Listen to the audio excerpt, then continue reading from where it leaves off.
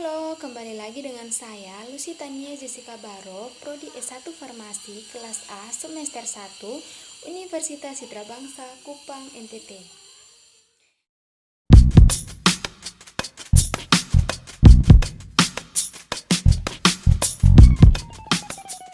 Pada kesempatan kali ini saya akan membahas materi tentang titrasi asidimetri.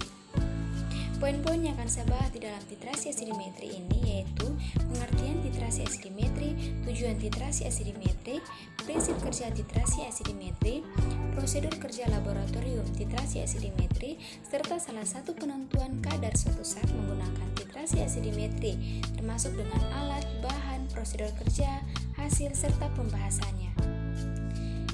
Yang pertama, pengertian dari titrasi asidimetri. Namun sebelum kita mengetahui tentang titrasi asidimetri, ada baiknya jika kita mengetahui tentang titrasi itu sendiri. Nah, titrasi merupakan metode kimia untuk menentukan konsentrasi suatu larutan dengan menggunakan teknik analisis kuantitatif.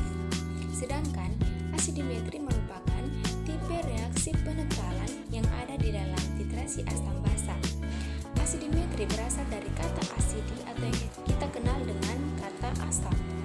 Jadi, titrasi asidimetri merupakan teknik analisis volumetri titrasi yang dimana larutan yang bersifat asam digunakan sebagai larutan titran yang sudah diketahui konsentrasinya atau disebut sebagai larutan standar. Poin yang kedua yaitu tujuan titrasi asidimetri. Tujuan yang pertama yaitu dapat mengetahui cara membuat larutan standar HCl 0,01N. Yang kedua, dapat mengetahui standarisasi larutan HCl. Yang ketiga, dapat mengetahui prosedur standarisasi. Dan yang keempat, dapat mengetahui kadar NaOH yang diperoleh dalam proses titrasi. Yang berikut ada prinsip kerja titrasi asidimetri. Poin yang pertama yaitu pembuatan larutan kerja. 1. Pembuatan larutan dari cairan pekatnya. 2. Pembuatan larutan dari padatnya. Yang ketiga, pengenceran larutan. Sedangkan poin yang kedua yaitu standarisasi larutan kerja. 1. Standarisasi larutan NaOH 0,1N dengan larutan asam oksalat 0,1N. Yang kedua, standarisasi larutan HCl 0,1N dengan larutan natrium boraks 0,1N. Yang ketiga, standarisasi larutan asam asetat 0,1N dengan larutan NaOH 0,1N. Poin yang keempat yaitu prosedur kerja laboratorium titrasi asidimetri. Yang pertama, zat penitrasi atau titran yang merupakan larutan baku dimasukkan ke dalam buret. Yang kedua, zat penitrasi atau titran ditempatkan pada wadah gelas kimia atau Erlenmeyer.